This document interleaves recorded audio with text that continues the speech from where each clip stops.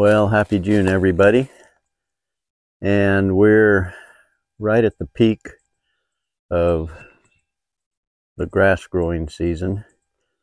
And we are a little bit shy on moisture. And one thing that I have done over the years to try to increase the water availability for my grass is to kill the weeds. The weeds can make a tremendous difference in water consumption in your pastures. And from a regenerative standpoint, I think that weed eradication is important. It's one of those touchy subjects in that you and I want to use the least amount of chemicals that we can. But I wanted to show you kind of what I do, where my pastures are at, and how I've gotten there. Feel free to comment and disagree with some of the things that I do, but I want to show you what I do and just be truthful about it. So I set up my Kubota with a cargo carrier on the front, and I put a riser on it, so it's got the attachment here that raises from where it plugs into the Kubota up about, I believe it's 7, maybe 9 inches, I can't remember. But I bought that riser, and then the cargo carrier, which I bought off of Amazon actually, fits in there, and that allows me to get in and out of the low places and not run this cargo carrier into the dirt when I'm going through a little ditch or what have you. I've got a Femco sprayer. It's a 25-gallon sprayer, and I've just got it ratcheted down with a tie-down strap. And then I have the hose coming up here. I've got it bungee corded to the headache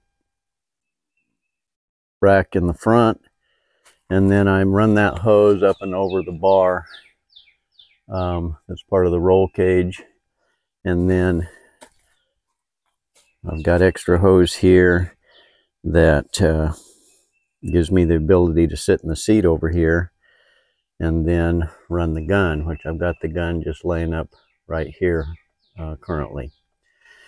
And so that sprayer, I've got a 10-foot extension, and it's way too much, but a 5-foot wasn't sufficient. And again, that I bought off of Amazon, that plugs into the Femco sprayer. It's an electric sprayer. You can see the motor right there. And that plugs into the cigarette lighter here and runs the sprayer. And so when I'm ready to go, I just plug it in. It pressures up. I've got a gauge there that it goes to just at 60 pounds, maybe a little bit more there. And then once I start spraying, it'll run continuously if needed, or intermittently if I'm just hitting a little bit, and keep that pressure up around 60 pounds. So I can drive through the pasture with this setup, and now I have such few weeds that I can hit them on the run as I'm driving through the pasture. And oftentimes I don't set out with the goal of I'm going to go spray weeds, but as I go doing other chores, moving electric fence or just checking cows or putting out mineral, then I'll hit those weeds as I go. And again, it's very sparse weed population now, but it was an extremely heavy weed population several years ago, and I've just kept at it every year to the point now where it's very, very manageable. So the herbicide that I use is called Pasture Guard HL. It is a non-restricted herbicide that you can purchase at any farm and ranch store that carries it. You can also purchase it online, and it's a little bit pricey. This is a 2.5-gallon container, and I just purchased that for $317. But it doesn't require much. So the mixing rate is 3 pints per 100 gallons of water. So I've got a 25-gallon sprayer. So 3 pints is equal to 1,500 mils, and 1,500 divided by 4 is 375 mils per 25 gallons of water. And if you remember, there's about 30 mils per ounce. So 375 divided by 30 gives you the amount of chemical to put in the sprayer. So I also have a measuring container that is very, very handy. So it gives me how many mils on the left-hand side or ounces on the right. So I'm going to put in 375 mils. I'm going to add a little bit of surfactant. I'll probably put in about 8 ounces of this surfactant, and that'll help the chemical penetrate the plant leaves and then kill those roots. The beauty of this is it's not going to kill your grass unless you just spray it really, really heavy in one spot. But it only takes a drop on most of the plants here. We have a lot of goat weed, and just a drop or two on the leaves, and those plants will die. So weed control, extremely important, and we'll talk through it as we put this out. Stay tuned. So I'm looking out over the pasture here, and you can see pasture is really looking awesome. I've had the cows off this pasture only 11 days now, and it's really bouncing back. We've had a little bit of rain, not near what we typically have, but we're doing okay. And I'm sitting here in the seat of the Kubota, and I just want you to see how sparse these weeds are. There's a goat weed there. There's goat weed over there. There. As I'm driving through the pasture and I see weeds like this, I'm just going to take my gun and just shoot a little stream over there and hit each of those things, and you get to be a pretty good aim. I'm trying to look through the camera and do it. I'm not doing such a great job, but I'm going to drive through the pasture and look for those weeds, typically now only as I'm doing other chores or going to another part of the place. So we'll tootle around here and get a couple more shots of some other types of weeds, and we'll get you started. So just one way to manage it. Now, if you had a brand new place, you cleared a bunch of land or didn't have any grass on it, it was just absolutely full of weeds, then I would probably go to a much bigger sprayer. I have a 250-gallon sprayer that hooks to my 3-point, and you would want to just put it on the tractor and go to work and spray everything. This little system I have is just for spot spraying, and it would wear you out if you had very much property to try to take care of. So let's keep it going. So hopefully you can hear over the engine, but I'm driving through the pasture. I'm going to see these weeds like that, and I just hit them and run. I mean, it's quick, and when I'm not holding the camera, it's real quick. And I'm just looking as I go. And sometimes I'll see something and veer off, and sometimes I won't. But I'm just keeping an eye out, and I just have gotten these pastures where they look pretty darn good.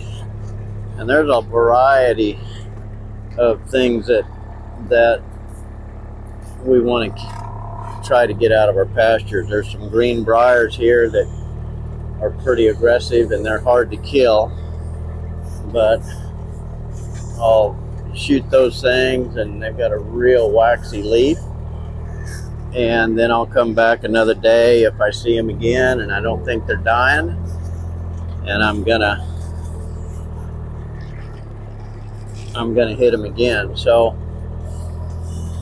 there's a variety of weeds that really grow exceptionally well here. You can see some yellow flowers there. Those are called black-eyed Susans, and I do try to get those as well. Of course, my wife loves the pretty yellow flowers, and so she's always saying don't kill the pretty flowers, but I can't stand those things in my pasture. So just moseying through the pasture, getting some things. Now you can see some weeds right there that I killed several days ago. So you'll drive by, you'll hit some, you'll always miss a couple. So here right beside me is one that I missed that either wasn't growing big the other day or I just plain didn't see. And so I just keep at it, and that's what I wanted to show you. Once you get your pastures to a place where the weed population is substantially reduced, then you're way ahead of the game. And the other thing I wanted to tell you is that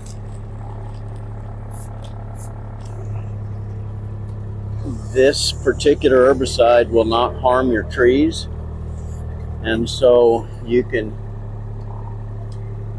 spray around the tree and you're not going to kill the tree. And that's one of the beautiful things about it. I love this particular herbicide, and so you can get pretty good range with this gun. I just ran over a weed there, and I don't know what that's called, or I don't remember what it's called. That right there, some kind of ragweed, I think. And then there's those yellow flowers that I don't like. They're called black-eyed Susan, but I don't know the real name. I can get pretty good range with this gun and not have to get real close. And the other thing is, I try to be really careful about getting any of this on me. Obviously, that's the stuff that probably cancer and other things are derived from, so I'm really careful about that. Here's a weed that I really detest. We call it ironweed, and you can see I got that little bunch right there. The rest of the pasture right around me is clear and clean of that.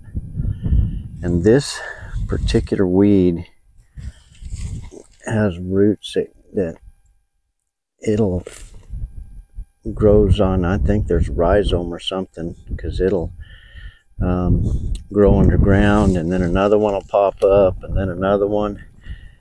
And this weed is very responsive to Pasture Guard, and sometimes when it's just one little bunch, I'll just come and pull it up by the roots and let it decompose.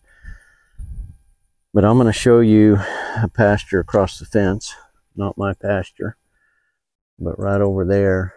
And I'm just going to video from my side of the fence and show you how terrible that weed is and how it just destroys the pasture. So as I'm driving over there, you can see I'll come up on this little patch right there and spot spray it and be done with it. Now you can see that was a living cluster of that particular weed. Here's some I sprayed the other day, and they're dying nicely.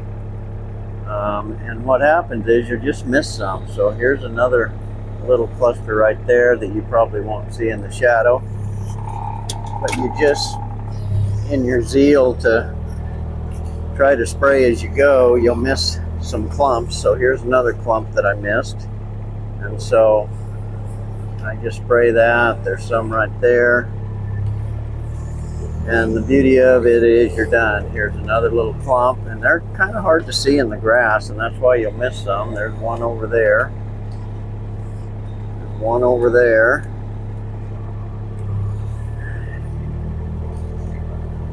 So I just spray as I drive, and I don't get too excited about going out of my way necessarily,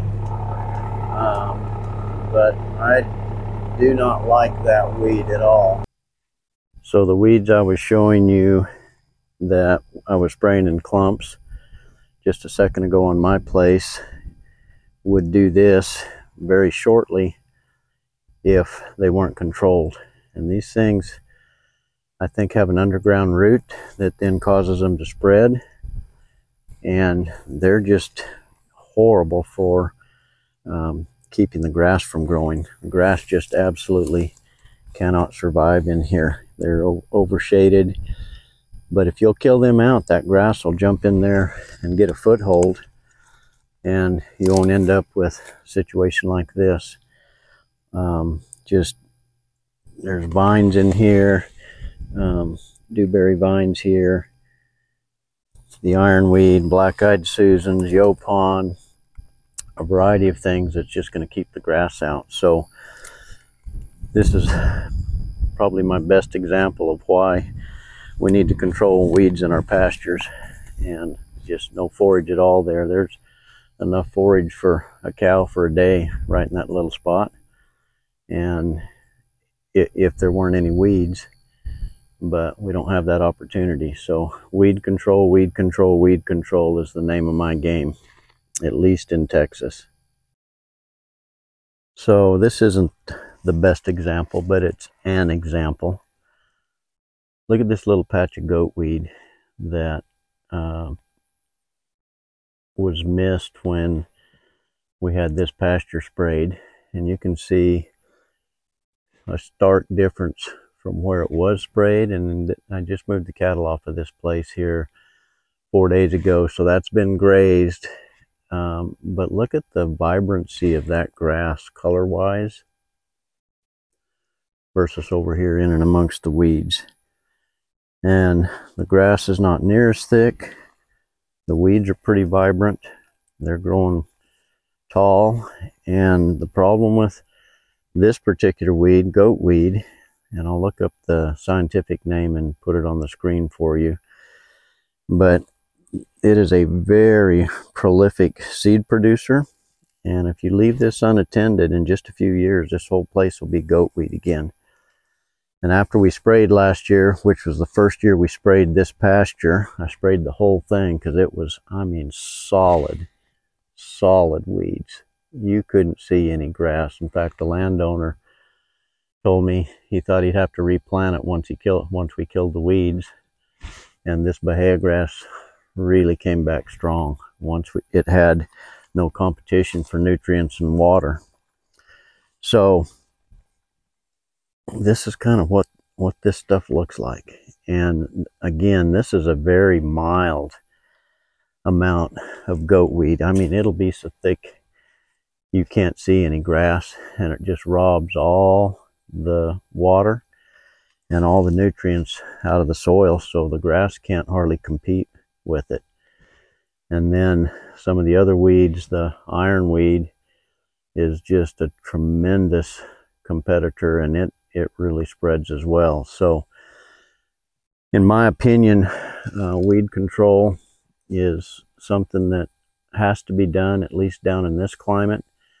The cattle, that obviously if they'll eat some of the weeds that and the forbs and whatnot, I want that. I want the good stuff in my pasture. I don't want to kill it, but I want all this nasty stuff gone, because I can grow a ton more grass when we don't have the competition for these weeds than I can trying to compete with it.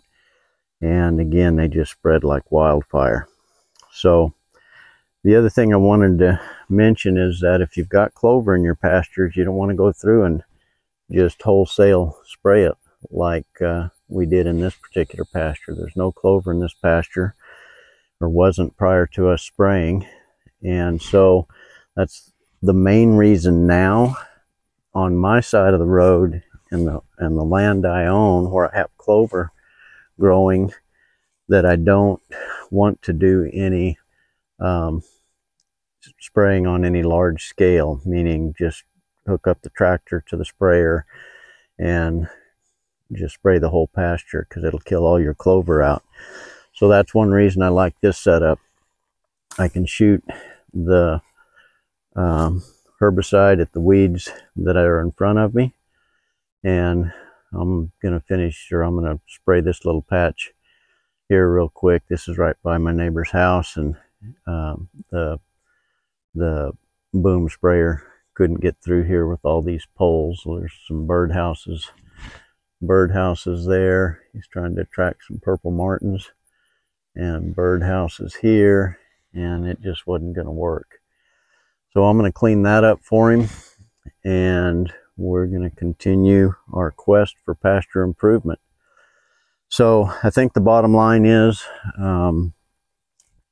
competition for water and nutrients is really determined by your weed burden, and I am very much fastidiously trying to decrease the weed population, and then once I get it under control, then it just takes a matter of shooting a weed here and a weed there with my spray rig, and it's amazing to watch the grass respond to that.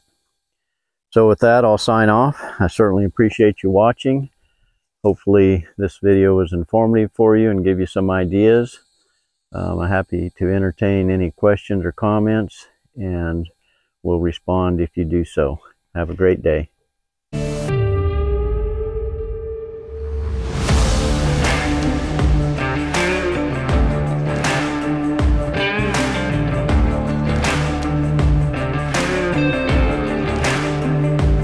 Point being is that